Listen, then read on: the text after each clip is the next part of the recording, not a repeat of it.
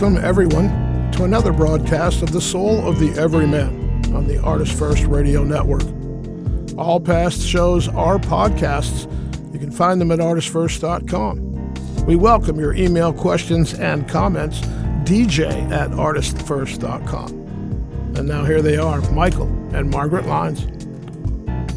Thank you very much, Z-Man, and I am Michael Lyons. And I'm Margaret. And she's Margaret. And tonight, I think this show could be fairly said to be building upon the last two shows, but it is not The Observer Part 3. Well, I don't think we've ever done a Part 3. No, we haven't.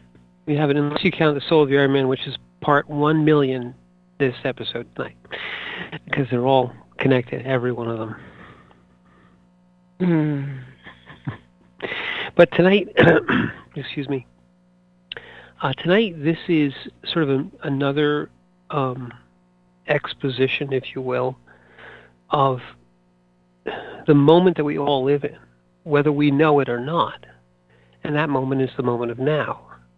And, Tolle has made his life's work to make people aware that all they have is the moment of now. And it's not that you don't have it or that anyone can take it away from you. That neither of those things can happen. You always have the moment of now, and no one can take it away from you. However, the key issue is awareness, because people are just not aware of the moment of now, and that's partially due to our nature. The fact that we are created in the image of Source, in the image of God, and then we have these incredibly powerful egos and minds, and the ability to think about the past and think about the future and move ourselves through time and space, because those are things that are part of our basic nature. However, here and now, we have to live in the moment of now, in the incarnation. And part of the whole, maybe the seminal part of the exercise of being here is becoming aware of that. And this show's topic will be, what do you do? Well, and this is Tolle's word, you make a friend of the present moment. And we could do his quote maybe at this moment, if you'd like to, because my voice is half gone. But let's just say Tolle, and then we'll move on. All righty. The decision to make the present moment into your friend is the end of ego. The end of ego. I can hear people screaming, running away right now. Because the end of ego, to many, it appears to be the end of self. And why? Because they've so identified, they've so accepted the ego identity that to find an end of it seems to be the end of your life, your existence. And of course that's not true.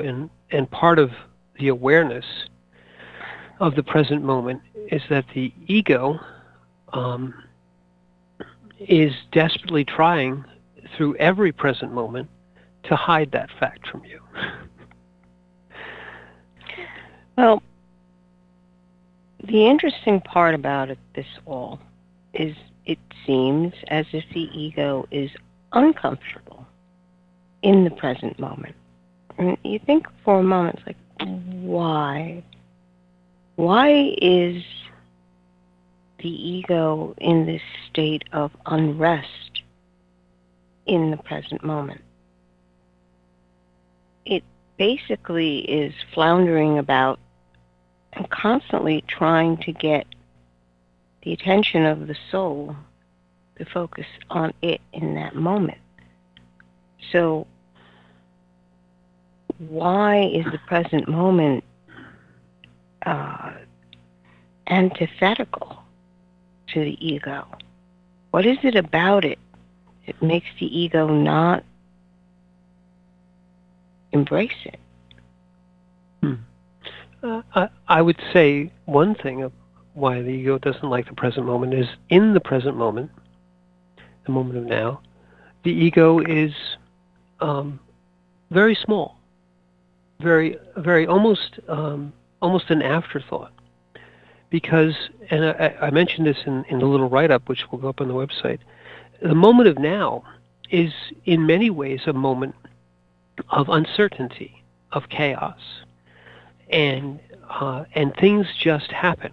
And the ego really doesn't like when things just happen, because the ego is all about control, the little I, liking and disliking, what I want, what others must give to me, how I compare, whether I'm right, whether I'm wrong. These are all ego things. And in the moment of now, none of those things, not that they just don't matter, they're not relevant to the moment of now.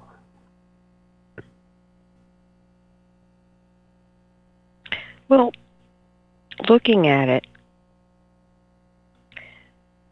it, there's an underlying fear that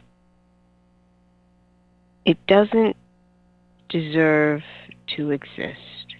That's an interesting thought. If you sit with that just for a moment and realize that it needs attention from the consciousness and the soul for it to be able to function. And the ego believes that if it doesn't function, it doesn't exist. So with that kind of fear, it's a very deep-seated survival fear. That feeling of, I am going to be annihilated unless I'm in control. Mm-hmm. And just embracing that, understanding that this is the foundation of what drives an ego. Unless I get this attention, I will not exist. And it's not true. And it's almost sitting with that for a moment. It really isn't true. The ego will be there. And it's almost an assurance for that aspect of you to be able to hear that. You will be there whether I give you attention or not. Like you would with a small child who has fears.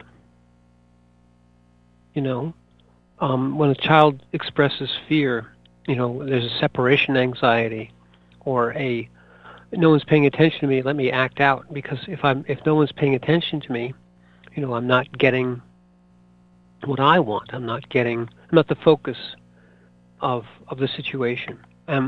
If you turn it around, just think about it for a second. What does the ego want? The ego always wants to be right. It always wants to be the focus of attention. The ego tells stories to itself about how everyone's thinking about me. What am I doing, and what am I wearing, and whether I like something, whether I don't like something. And if you kind of pull back and give it the space, the ego becomes this sort of needy, whiny thing. What about me? Well, okay, I'm going to go back to the fact that it's fear that's driving it. Absolutely. That what about me is like, I don't want to die. Because it honestly believes it will die if it doesn't get the attention. So in that kind of light, there is more compassion in you when you realize that this is a young part of you. This is an aspect of you that is not receiving the assurance of, or the fact that it is actually loved. So this is probably why the concept of self-love has been so exaggerated, because frankly, a lot of people have a concept of what self-love is. But love is not a concept to be kicked around. It is a being state. Hmm. Well, a lot of people would say self-love, and I would say indulgence. Self-love is indulgence, did you mean? What they call self-love is really just indulgence. It's not truly self-love. Wouldn't you say, Margaret? I would say that self-love is acceptance in many ways of now and who you are now, without the judgment. Yes. To be able to accept yourself fully as you are without that judgment would be ideal. What we are dealing with right now is that self-love is defined as, first of all, well, I got to know who the self part is so I can love it. Yes. Identity, right? Who is the self? Right. And until you're traveling down that road, and that road is very deep. It's not a surface, shallow, superficial thing. There is so much more to you than what you think you are or what you think you should be. That think part, it is very deceptive and very seductive, because you believe that you can pick and choose who you are. It puts it in a very narrow kind of sieve-like thing. It's like I'll only accept the pieces of me that fit through this shape hole, and that's who I am. Yes. And you're like, that's not who you are. That's a flat two-dimensional screen that you're trying to shove this huge three-dimensional body through. It's just not going to work. Right. But to be able to see that, to be able to understand that your concept of self doesn't really define you.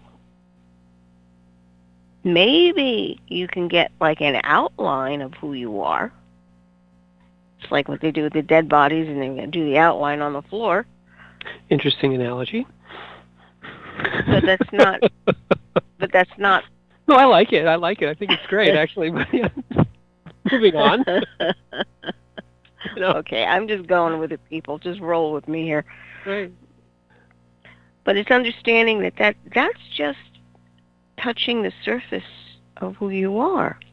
Who you actually are, integrated into one form, is vastly superior to that little outline or shadow form. Let's say it's the shadow that you see on the ground when the sun's shining or the light is shining. People believe that shadow or projection is who they are. That's a great way of saying it, projection, because what is a shadow but a projection? Mm-hmm. So to embrace this concept of making the present moment into a friend.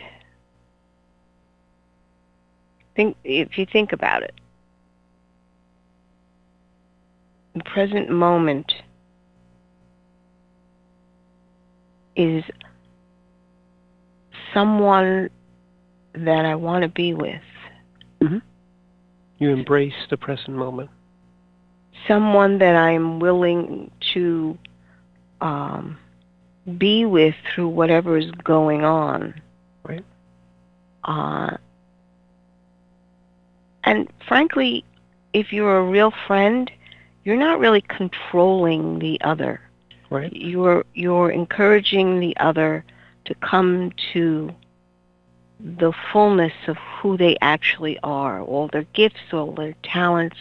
And even though they have plenty of flaws, you still accept it and receive it, and you observe it. Doesn't necessarily mean you participate with it, but you are the observer in this moment of now. That's the active participation. So, very interesting, because once you do that, you realize your focus and the way you're experiencing things is not about you. It's about the moment. Right. You welcome a friend. You welcome the present moment. You want to, as you just said, you want to spend time with your friend. Why? Because your friend brings a new aspect of you out. It brings a selflessness, because when you're with your friend, amazingly, you're not thinking about you. You're thinking perhaps about the relationship between you and the present moment. Your friends bring you new experiences. They bring you a new perspective, and you welcome the new experience and the new perspective. Your friends can teach you something about you that you didn't know. The present moment, right?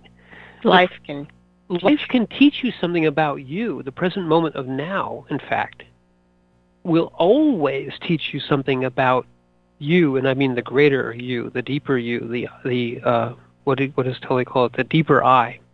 It will always teach the deeper I something about your existence, your awareness, your consciousness that you perhaps didn't know. So but as Tully very wisely says, and you make a friend of the present moment. Well, you when your friend, truly friend, someone you love and cherish, appears on your doorstep, you welcome them. So every moment, the present moment, you accept them into your presence, into your life, into your home. Whatever analogy you like, and you're willing to make time for them. If your friend comes, you drop what you're doing. You don't say, "Oh, I'm sorry, I'm really busy right now. Just can you go away?" No, you drop what you're doing, right? Which is what the ego wants to do with the present moment all the time. I'm really, really busy. Oh, I got all these things. Oh, I can't do that. Oh, yesterday, tomorrow, the other day. No. You, for your friend in the present moment, you say, "Oh, my friend is here. I welcome my friend in the present moment. I am here to be with my friend." And it becomes this beautiful, the word that occurs to me is synergy between you, the consciousness, and the present moment, which the present moment is not always a pleasant moment, but it is the moment of now. And if you make a friend, even the unpleasant things that are part of your friend, you accept because it's your friend. You love your friend. You care deeply about your friend. You care deeply about the present moment of now. You love the present moment of now, and whatever it brings, whatever chaos or amazingness or just nothing, kind of boring, whatever, or sidetracks you from what you thought you were going to do, because you always think about what you're going to do. You accept it and you go, "I'm here. This is the present moment of now. I welcome it." Because, as Tully says, it's the only one you got. Right. And just as you know that a true friend is very rare, and you value that. You value someone who is truly close to your heart. The realization's got to be there that the present moment is also very rare. It is so easy to fall into accepted responses, accepted practice, well, everybody does it this way, we should do that, da-da-da-da-da. Instead of being truly present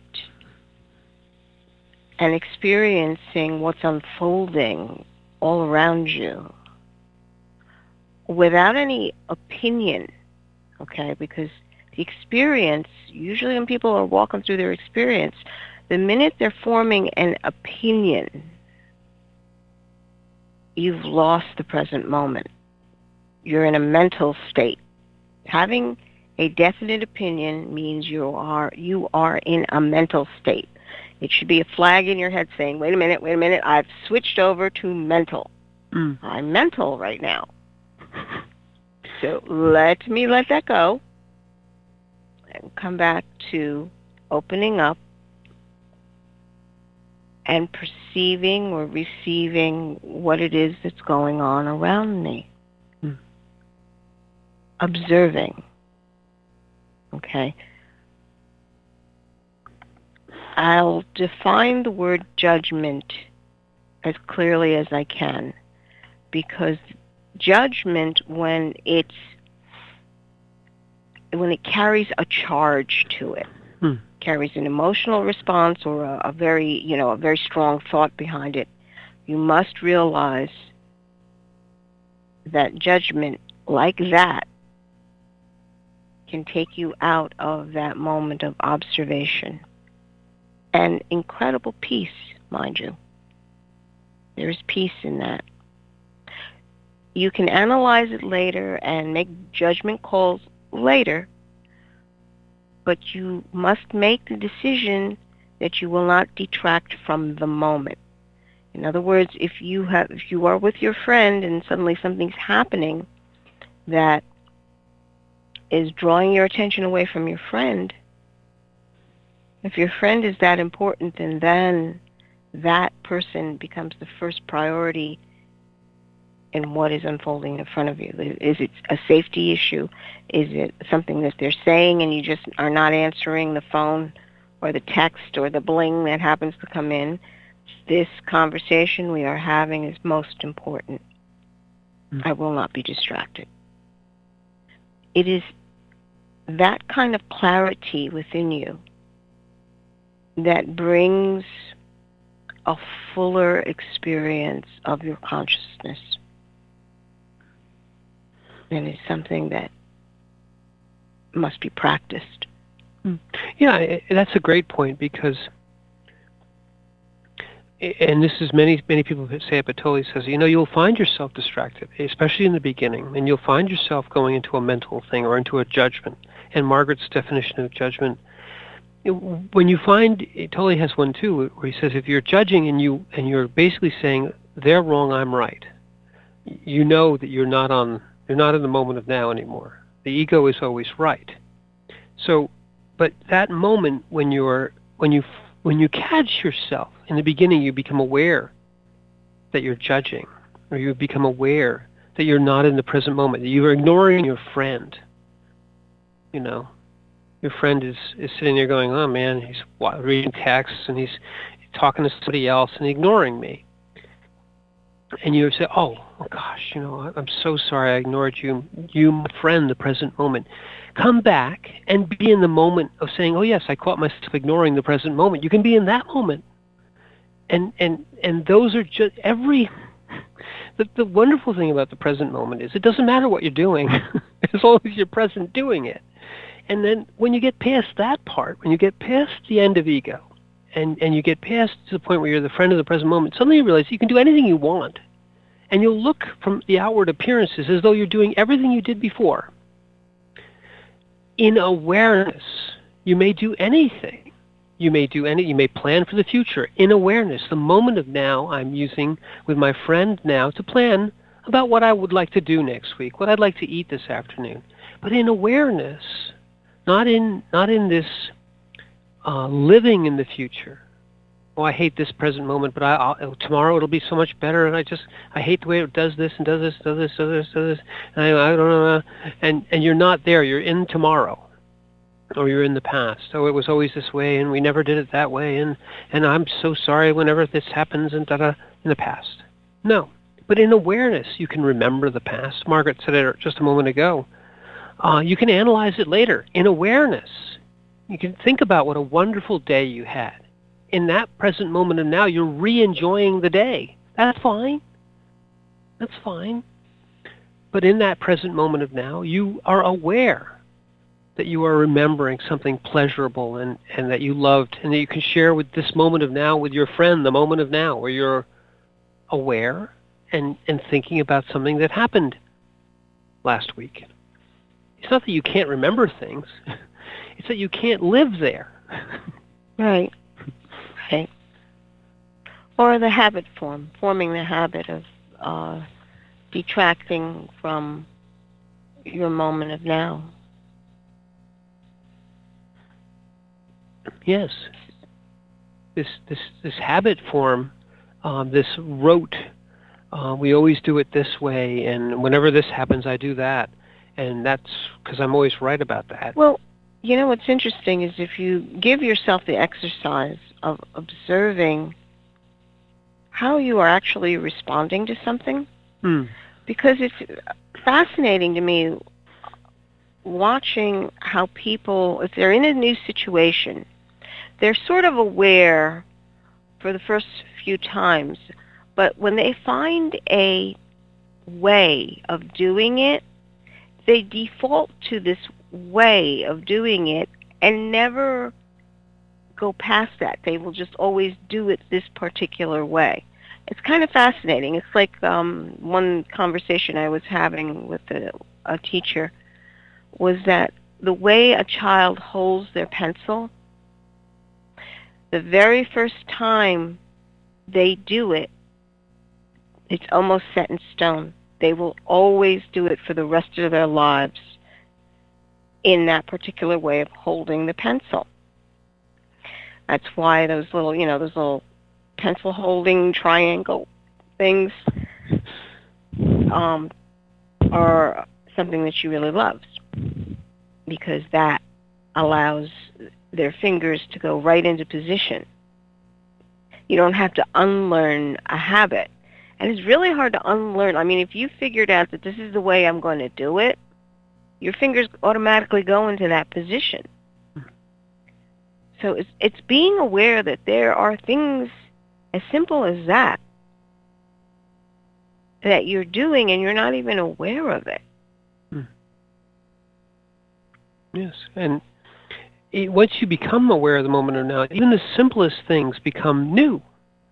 Even the things that you've done a million times can suddenly be a unique and pleasurable experience, or an experience at least. The back door of doing things the same way all the time is that you're no longer experiencing them at all. In fact, you've become sort of an automaton in one regard. You are putting your fingers in the position that holds the pencil, but you're not holding the pencil. You're not being in the moment of holding the pencil. And you say, well, I've learned to do that. Why should I have to learn it again? You don't have to learn it again. What you have to do is realize that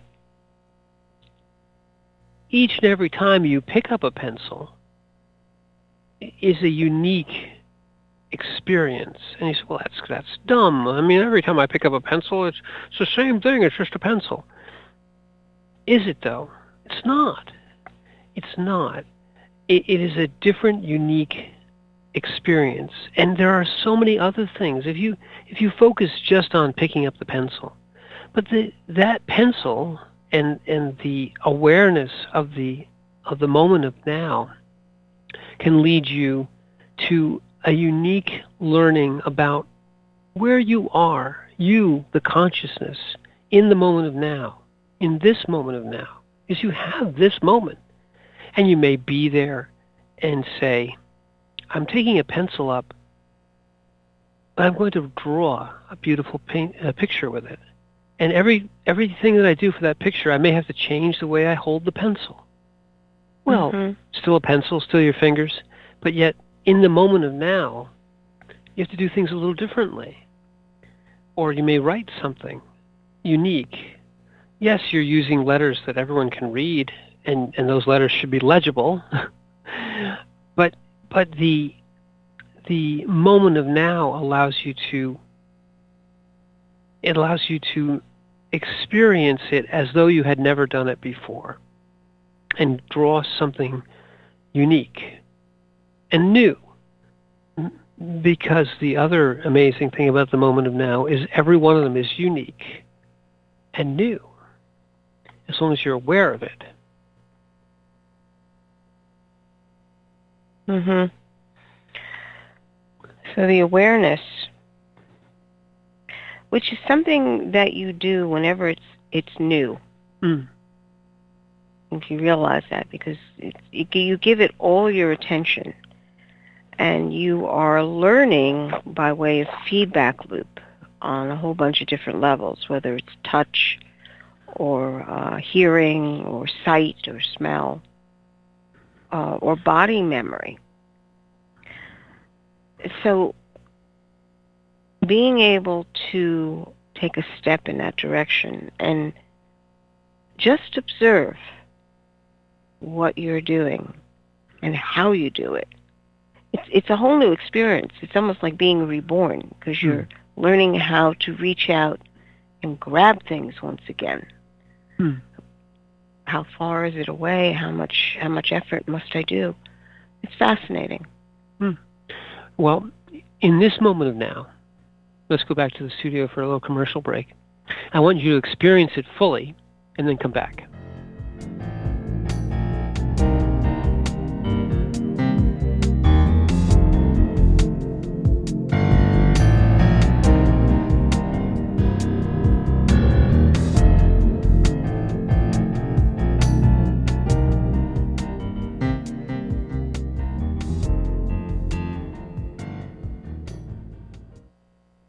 The Fat Man Gets Out of Bed is the latest book from Michael Lyons, the award-winning author of There is a Reaper. Featuring 13 original stories, this wide-ranging collection has everything. Forbidden love, gods versus demigods, weird invading aliens, sexy seductive artificial intelligence, and unusual passion between the living and the dead. All set amidst fantastic worlds of pain and loss and boundless joy. From the sublime to the macabre to the bittersweet, The Fat Man Gets Out of Bed will leave you breathless with laughter, brimming with tears, trembling with suspense. Available now on Amazon.com, Google Play, iTunes, Kobo, and fine e-tailers everywhere. Rick Riordan fans, love mythology with plenty of action and humor? Destroyer's Blood is for you.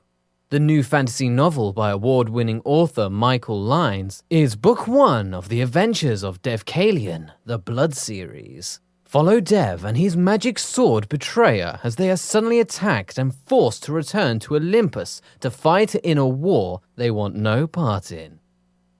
The world of men and gods is about to be destroyed by Zeus's ancient foe, and only Dev and Trey can stop him. The conflict never stops, and the amazing twist will have you on the edge of your seat. Act now while the ebook is on sale for only 99 cents. Destroyer's Blood is available on Amazon.com, Barnes & Noble, iTunes, Kobo, and fine e-tailers everywhere. And while you're there, get the free prequel, It's in the Blood, available for a limited time. Moonstones and Murder. Real murderers need a heart of stone. Meet Maggie and Mike Heartstone, parents of twin boys, entrepreneurs, and now empty nesters. Mike is retired, not by choice, from his position as chief of police in the picturesque resort town of Hamilton.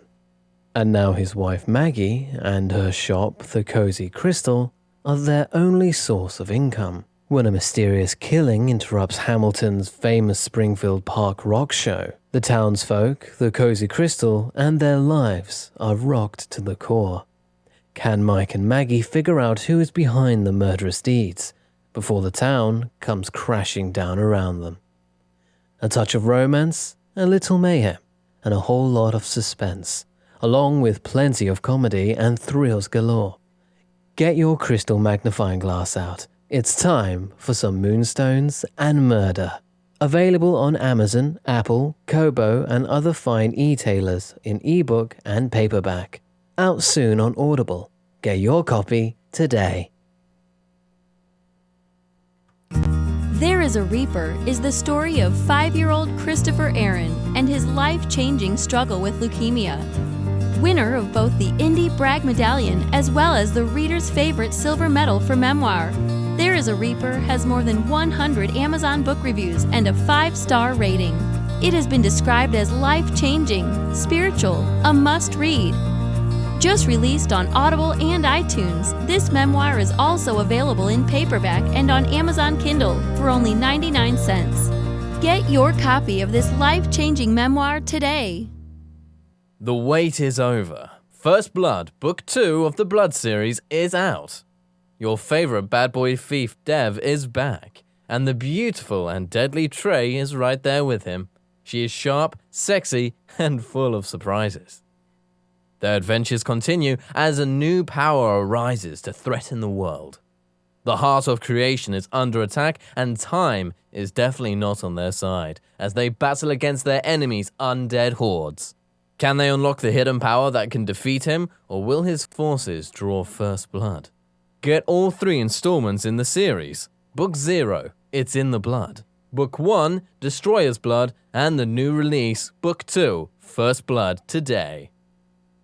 Available in ebook and paperback format on Amazon, Kobo, Apple, and most other fine e-tailers. Hello, this is Highway 59 recording artist Randy Moore, and you are listening to the ArtistFirst Radio Network.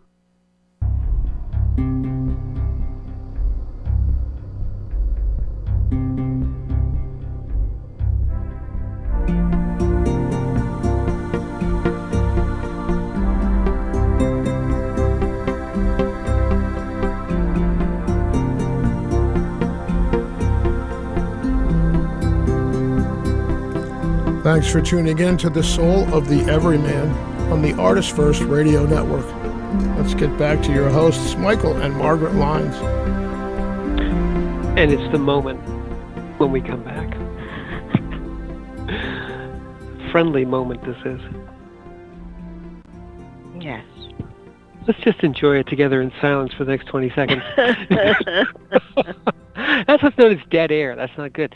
But in fact, again, I think we mentioned this just briefly last half hour. The present moment, you should resist trying to define what the present moment should be, because that's another ego thing. Oh, I should be more aware right now. No, then you're really stuck in ego again. It's I should be more enlightened. I should be more aware. I should be more conscious of the present moment. These are the desire to do that is something you have to internalize, and when you're doing it, you're not thinking about doing it or judging about whether you're doing it right or wrong. The moment of now and it being your friend, becoming the moment of now, becoming your friend, in essence, accepting it.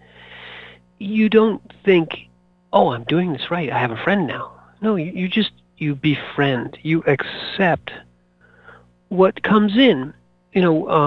Margaret, what we wrote a little bit besides Tole was we said, the moment of now is just when things happen. And what we mean by that is anything can happen in the moment of now. It's kind of not defined. There's you, the consciousness, all of us, but each one of us, you, the consciousness. And it's truly your individual moment of now, which we all have. And anything can happen. But if it's your friend, if you're just sitting there going, here's a moment of now, I'm going to befriend it, I'm going to accept it, I'm going to welcome it, you'll find that no moment of now, which is rejected by the ego and becomes a problem, no moment of now, when it's accepted and befriended, is a problem. It is just what it is. The silly old saying, it is what it is incredibly profound in one way. Because it is what it is. And you are, I am, in the present moment. I be in the present moment. And it is what it is. And so I, the greater I, the consciousness I, says, here's my moment. It is what it is.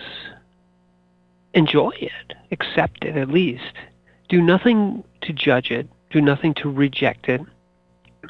Don't do anything that you try to change it and control it, or tell it what it is and what it isn't, or what it should be, which is even better. Just take it. Yes. Well, the interesting thing is, if you're in a pre-planned moment. In other words, you had a schedule, Mm-hmm. you had organized something, whatever it may be. It was like a birthday party or like a wedding. Oh my goodness. Talk about the plans that go on for a wedding. Wedding, exactly. And you have seen this repeatedly where, and we can understand completely, you want your wedding to be as perfect as possible. People are high-charged emotions, wanting it all to come out the right way. And you see that what they're basically doing is, I've got to have this, I've got to have that. Is the cake ready? Is the dress right? Or is everything set up at the tables? Is it this? And that's why you have wedding planners, okay? Mm-hmm. Because suddenly that whole thing becomes so overwhelming that there are some that will enjoy their wedding by just following through on whatever the plan happened to have been at that moment. You know, there's always you have your ceremony, and there is procedure for that. And then getting to the venue, there's a procedure for that. And then at the venue, there's another procedure for that. But the ones that seem to enjoy their wedding day the most are the ones that have basically said, okay, I am letting it all go. I just love this experience, whatever the experience was or is. Even if it goes sideways, they don't care. That's the whole purpose of this, was to celebrate coming together and exchanging vows and being together with families. But when you get tied up in the minutiae of things, the details, it's not happening the right way. Oh no, this is the wrong song, the wrong DJ, the wrong flowers, the wrong... then it can go south very quickly for the bride or the groom. You can literally be as miserable as you possibly could be on the quote-unquote happiest day of your life. Mm-hmm.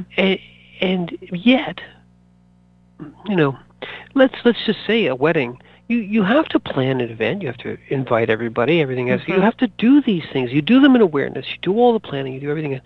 And then if you just were to wake up in the morning, not the moment of now, but the morning of now, and just say, you know, I've done everything I could possibly do.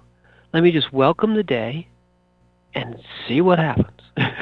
You know, because mm-hmm. it might all work. It might work most of it, but whatever wild craziness comes in, whatever the universe decides to hand you, if you welcome it as a friend, you're in awareness. You know, I have all these plans, and, you know, this one couldn't make it, and this one got sick, and, you know, my shoes got wet, and it rained. And then you go, but boy, we had a great time. You know, and it was all perfect. You know, Margaret and I, we ran into a phrase, and it's an interesting one. It's called the pollen path, and it's I believe a Buddhist concept. Which one is it? American Indian. That's what I meant. See, I'm just going to accept the moment of now where I was just wrong. Mm-hmm. But this pollen path is. The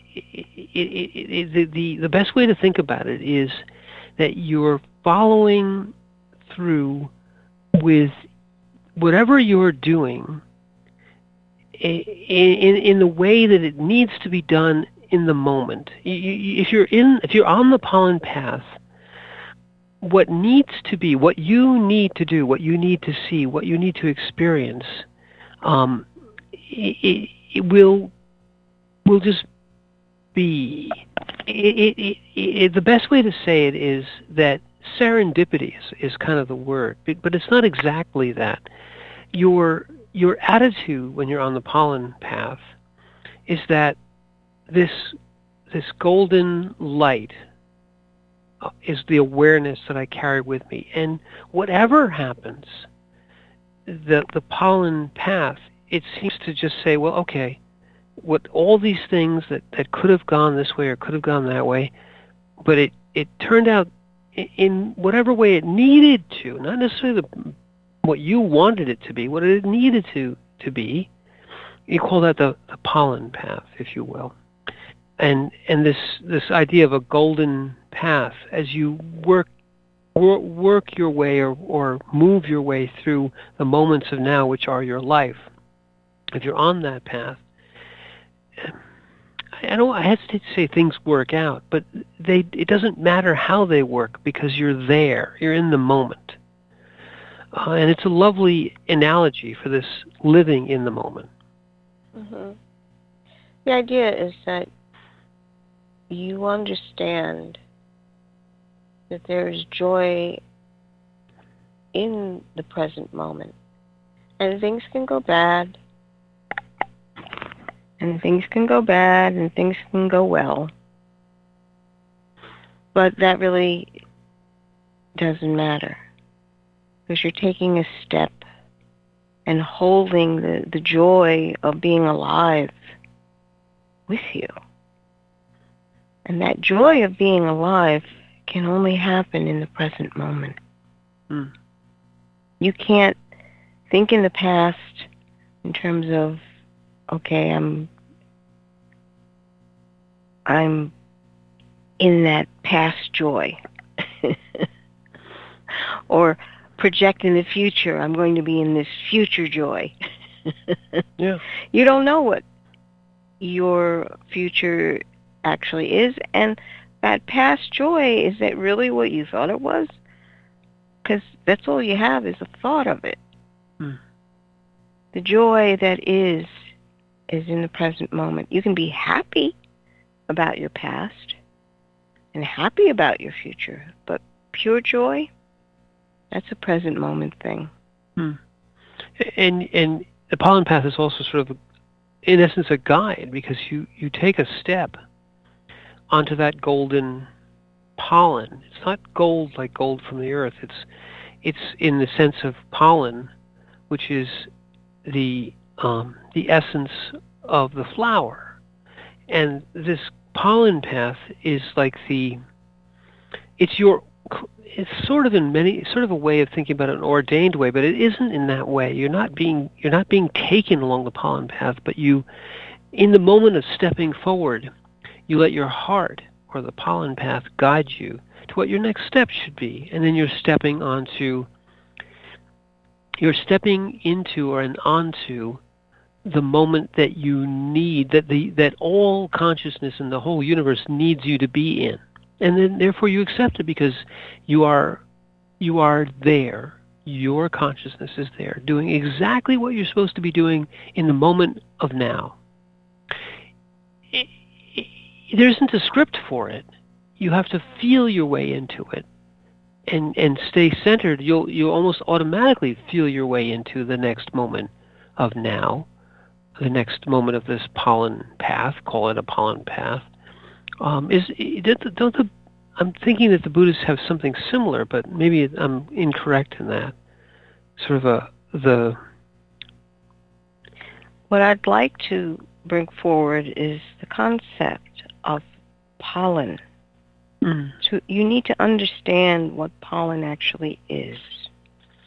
Pollen is released by the flower and born into the air, and they are carried by the wind to hopefully another flower where it can land on the stamen, and that flower can then produce a seed. So it is the ability to release out into the environment, into the world that you're participating in, the opportunity to produce a seed. So the seed can be planted and some whole new life can grow. It's allowing the pollen to be carried, and it lands where it will. And it's bringing you to fertile places. Yeah. Go ahead, sorry. Yeah, that is a concept of pollen. All right, and the pathway that it takes, because it's the pathway by which life continues. Exactly. Off the pollen path, life does not continue that way. And if you look at it from the point of view of all the mental distractions and the ego distractions, those are off the pollen path, because it's the ego telling itself what it would like the pollen path to be today and tomorrow and the next day and the next day. And if I were in charge of the world, I would do X, Y, and Z. And then if this one wouldn't be in my way, I would be this. And, all these ego stories are not on the pollen path, because you're no longer moving from fertile ground to fertile ground. You're not following the dictates of the heart. You're not staying in the moment. You're completely distracted in a fantasy, a story, an ego story about the past or the future, about how it should be, about how this one's wrong and how I'm better than this and less than that. And the pollen path does not tell itself a story. It will reveal the story once the path has been walked. But walking it, you are in the awareness of where your feet are going, not what you think should be happening, or trying to anticipate what's up ahead. The path's going to go sideways like this, and wait, stick a finger up into the wind, or wet your finger, which way is the wind blowing? Humans in general, we want to try to predict all that stuff, but you miss the fertile moment. Maybe that's the best way to put it. Yes. I like what you just said in many ways, because when you follow the pollen path, you're creating, let's say we've talked about this before, a story in your eternity bank. It's not a story you're telling yourself, but it is the story of your life, or as Tecumseh said, the song of your life. So you write the song of your life on the pollen path, and then you can recite it at the end. You bring it back to source. These are the things I did in awareness on the pollen path, and they have a harmony, they have a music to them. When you're on the pollen path, the next step is revealed because it's right, because the way music, one note that you're playing now has another note that's coming that is a right note, if you will. Even if something else comes in, you can harmonize with it. You can become what needs to be in that moment. Well, it's understanding that in writing music, you have keys and chords that harmonize or do not.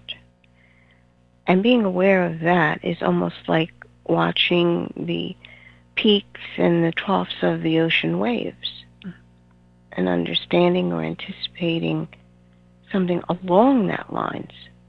But quoting Tecumseh, basically you have a song to sing, but you've got to live your life first before you sing it.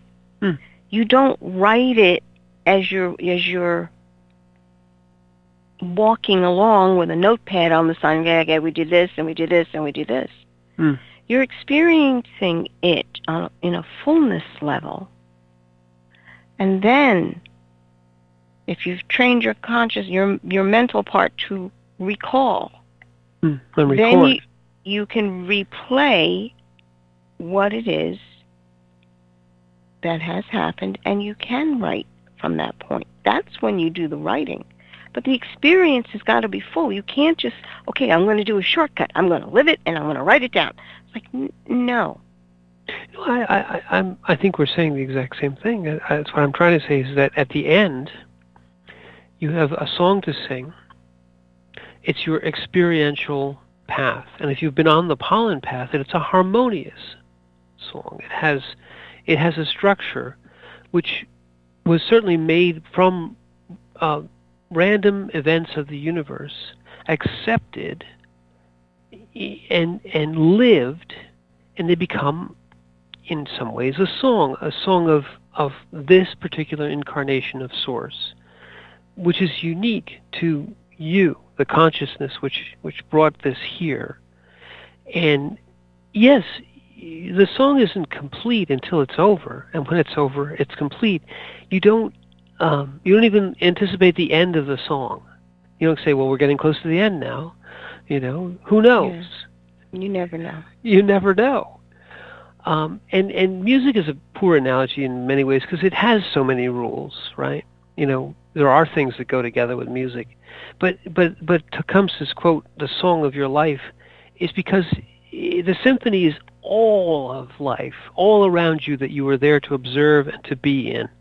And the instruments are infinite in one way, but you're there as the observer, the listener, the doer, the beer, who also records, and as you say at the end, you're the instrument who plays it all, as a recall of the path that you took through this existence and bringing it back to Source.